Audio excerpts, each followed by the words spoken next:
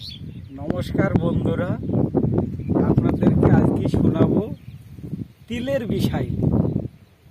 তিল কিভাবে তৈরি করলে তিলের ফলন হয় সেই বিষয় নিয়ে আপনাদেরকে অনেক শোনানোর কথা আছে।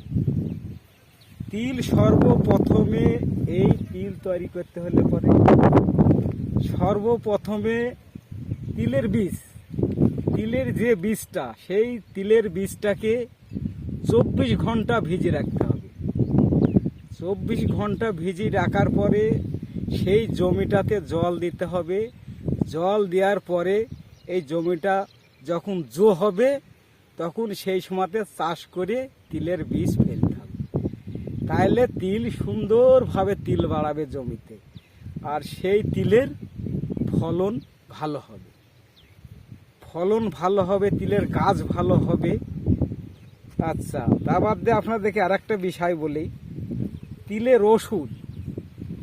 ওষুধ দেখবেন যখন তিল বাড়ালো তখন আঁচা লাগবে, একটা আঁচা এরকম পাতা, আঁচাতে পাতা, এই পাতা খেয়ে নেবে।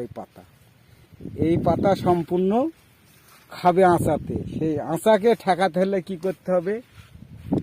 আঁচাকে ঠেকাতে হলে পরে উস্তাদ প্রয়োগ করতে হবে।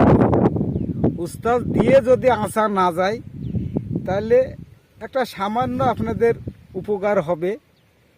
আমি নিজে যেহেতু ব্যবহার করি, আমি নিজেও চাষি, তার উপরে সাপ যদি আপনারা ব্যবহার করতে পারেন, সাপ দিলে পরে আঁচা আর থাকবে না জমিতে। আঁচা যখন চলে গেল, তিলের দেখেন এখন তিল দেখছেন, এখন পুরো ফুল ফল।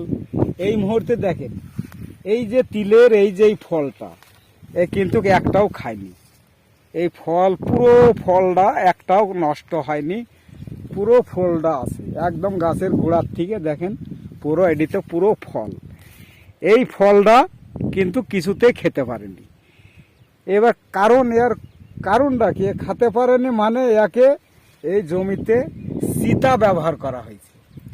এই চিতা ওষুধ যদি স্প্রে করা যায় তাহলে আপনার এই তিল নষ্ট কোনোদিন হবে না। দেখেন আগা পর্যন্ত পুরো ফল হতে চলে যাচ্ছে। এই তিল কোনোদিন নষ্ট হবে না, ফুটো করতে পারবে না, নষ্ট হবে না। এই দেখেন এটা আগে, তিলের আগে দেখেন না দিতে এই ফলটা দেখেন কিভাবে, এই দেখেন ফুটো করেছে। এটাতে তো তিল হবে না, এটাই তিল হবে না, এটা হচ্ছে লেদাতে এই দিয়ে নষ্ট করে দিয়েছে। তাহলে আর ভিতর কিছু থাকবে না, ফল হবে না, তিল হবে না। তার জন্যে চিতা ব্যবহার করলে পরে এই ফুটোটা করতে পারবে না। আচ্ছা, প্লাস তিল যখন তৈরি হয়ে গেল, আপনার বলছেন এই তিলের পাতা, এই পাতা কি করে ঝরাবো? এত তিল, খুব খাটনি হয় এই তিলের বিষয়ে। তিল বড় খাটনি হয়, একটা খাটলে আপনাদের হবে না। সেটা আমি নিজে ব্যবহার করে দেখেছি। তিল যখন কাটার আগে 5 দিন আগে তিল পাকি গেল, যখন 5 দিন আগে দেখবেন অনেক পাতা তিলের গায়ে থেকে যায়, সেই পাতাটাকে ঝরাতে পারেন না। আপনারা 1 প্যাকেট করে লবণ ব্যবহার করবেন, লবণ 1 প্যাকেট করে ব্যবহার করবেন। আপনাদের এই পাতা 5 দিনের মধ্যে একটাও থাকবে না। এই পাতা পুরো ফল দাঁড়িয়ে থাকবে, এই ফল দাঁড়িয়ে থাকবে, পাতা থাকবে না, কিছু থাকবে না। আপনারা তিল কাটবেন, কাটিয়ে লিজাবেন, লিজার পরে রোদে দিবেন, তিল মুখ চটবে, ঝরঝর করে তিল পড়ে যাবে। এই হচ্ছে তিলের বিষয়। তিলে আপনাদের কোনো খাট স্প্রে করতে হবে, 1 প্যাকেট লবণ 1 ড্রামে দিতে হবে, দিয়ে স্প্রে করতে হবে। কিন্তু দেখা যাচ্ছে 10 কাঠা ফের 2 ড্রাম লাগলে পরে 2 প্যাকেট দিতে হবে।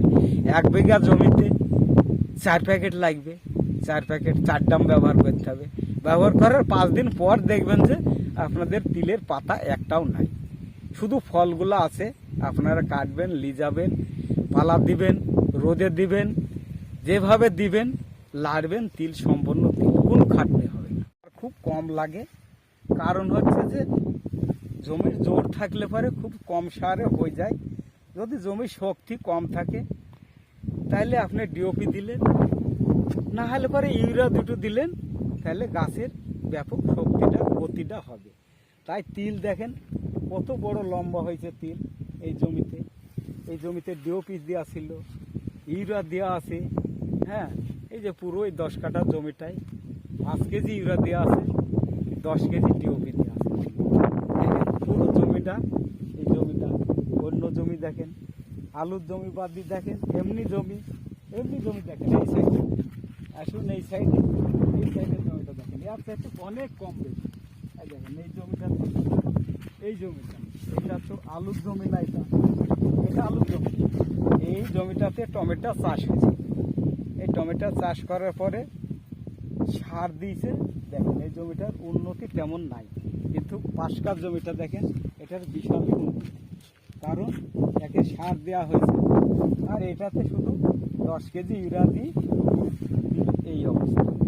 তাহলে আপনি কি বলেন তো, যদি আর 10 কেজি ডিওপি দিতেন তাহলে তিলটা আরও ভালো হতো। এই হচ্ছে তিলের বিষয়। আপনারা আমার চ্যানেল দেখতে থাকেন, আপনাদেরকে সমস্ত ডিটেল খবর সব কিছু পাবেন চাষি বিষয়।